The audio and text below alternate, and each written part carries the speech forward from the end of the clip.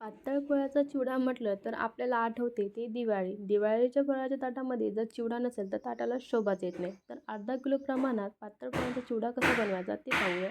1 चम्मच धने, अर्धा चम्मच जिरं, अर्धा चम्मच सोप, 1 चम्मच साखर, चवीनुसार मीठ मिक्सरमध्ये बारीक करून घेऊ. एका प्लेटमध्ये तयार केलेला मसाला काढून घेऊया. नंतर अर्धा किलो पोहे, अर्धा वाटी शेंगदाणे, कढीपत्ता, हिरव्या मिरच्या, अर्धी वाटी डाळवा, सुक्या खोबऱ्याची काप आणि तयार केलेला मसाला. एका कढईमध्ये तेल गरम करायला घेऊया.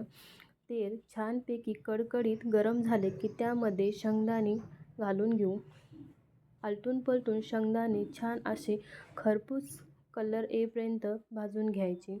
शेंगदाणे मधून चिरले म्हणजे शेंगदाणेही छानपैकी भाजले गेले आहे असे आपण समजून शेंगदाणे भाजून झाले की ते एका प्लेटमध्ये आपण काढून घ्यायचे. शेंगदाणेही जास्त भाजायचे नाहीत, जास्त भाजल्यास ते कडू लागतात. त्यामुळे शेंगदाणे छानपैकी भाजून एका प्लेटमध्ये काढून घ्यायचे. नंतर त्यामध्ये सुक्या खोबऱ्याचे काप घालून छान असा बदामी रंग येईपर्यंत असे भाजून घ्यायचे. खोबरंही जास्त भाजायचं नाही, जास्त भाजल्या गेल्यास खोबरं हे कडू लागते. त्यामुळे खोबरं हे छान असा बदामी रंग येईपर्यंत भाजून एका प्लेटमध्ये काढून घ्यायचं. नंतर त्यामध्ये डाळवा घालायचा. डाळवा हा अगोदरच भाजलेला असतो, त्यामुळे डाळवा हा जास्त भाजायची गरज नाही. छान असा 1-2 मिनिट हा डाळवा भाजून घ्यायचा. डाळवा भाजला की नंतर एका प्लेटमध्ये तो काढून घेऊ. त्यामध्ये हिरव्या मिरच्या घालू. हिरव्या मिरच्या अगोदरच्याच दिवशी कापून सुकत घालायच्या फॅनखाली. जर नाही तर ताबडतोब जर करत असाल तर हिरव्या मिरच्या हा छान अशा कडकडीत तेलामध्ये अशा आलटून पलटून त्याच्यातलं मॉइश्चर एकदम कमी होईपर्यंत भाजून घ्यायच्या. त्याच्यामधलं मॉइश्चर कमी झालं म्हणजे तळतळ आवाज हा कमी होतो. तळतळ आवाज कमी झाला की मिरच्या आपल्या छानपैकी अशा खरपूस भाजल्या गेल्या अशा आपण समजून घ्यायच्या. नंतर भाजलेल्या मिरच्या आपण एका प्लेटमध्ये काढून घ्यायच्या. मिरच्या काढून घेतल्या की त्यामधलं थोडं तेल कमी करायचं. जेवढं आपल्या पोह्याला लागते तेवढंच त्यामध्ये तेल ठेवायचं. नंतर त्यामध्ये कढीपत्ता हा छान भाजून घ्यायचा. नंतर त्यामध्ये अर्धा चमचा हळद आणि तयार केलेला मसाला आपण घालून असं मिक्स करून घेऊ. नंतर त्यामध्ये भाजून घेतलेले साहित्य पण टाकून घेऊ. ते छानपैकी आपण मस्त असं मिक्स करून घ्यायचं.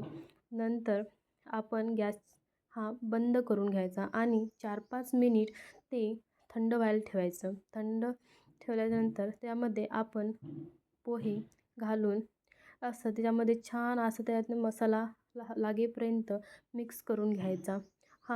मी गॅसचा फ्लेम बंदच ठेवलेला आहे. अजून मी गॅस चालू केलेला नाही आहे. त्यामुळे बंद गॅसमध्येच आपण हा मसाला त्यामध्ये मिक्स होईपर्यंत पोहे असे मिक्स करून घ्यायचे.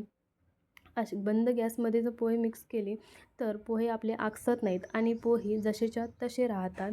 नंतर आपण गॅस हा चालू करायचा आणि कमीत कमी 10 ते 12 मिनिट आपण हा पोहे छान असे 2 चम्मचनं मिक्स करून घ्यायचा. एकदम हलक्या हाताने आपण हे पोहे मिक्स करून घ्यायचे. हलक्या हाताने मिक्स केले म्हणजे पोहे आपले तुटत नाहीत आणि जसेच्या तसे राहतात आणि आपला चिवडा दिसायला अगदी सुंदर दिसतो आणि खायलाही खूपच भारी लागतो. त्यामुळे आपण हे पोहे एकदम हलक्या हाताने गॅसवर 10 ते 12 मिनिट भाजून घ्यायचे. नंतर गॅसची फ्लेम बंद करायची आणि तयार केलेला चिवडा एका प्लेटमध्ये काढायचा. आपला पोहा दिसायला खूप सुंदर आणि छान दिसतो. हा चिवडा तुम्ही अगदी कमी टायमामध्ये झटपट बनवून खाऊ शकता. चिवडा बनवायला जास्त टाईम लागत नाही. काहीतरी तुमचं खायची इच्छा झाली तर तुम्ही झटपट बनवून हा चिवडा तुम्ही खाऊ शकता. तुम्हाला हा पातळ पोह्याचा चिवडा कसा वाटला मला कमेंट करून नक्की सांगा आणि रेसिपी आवडल्यास चॅनलला लाईक आणि सबस्क्राईब करायला विसरू नका. चला तर गाईज भेटूया नेक्स्ट व्हिडिओमध्ये. धन्यवाद.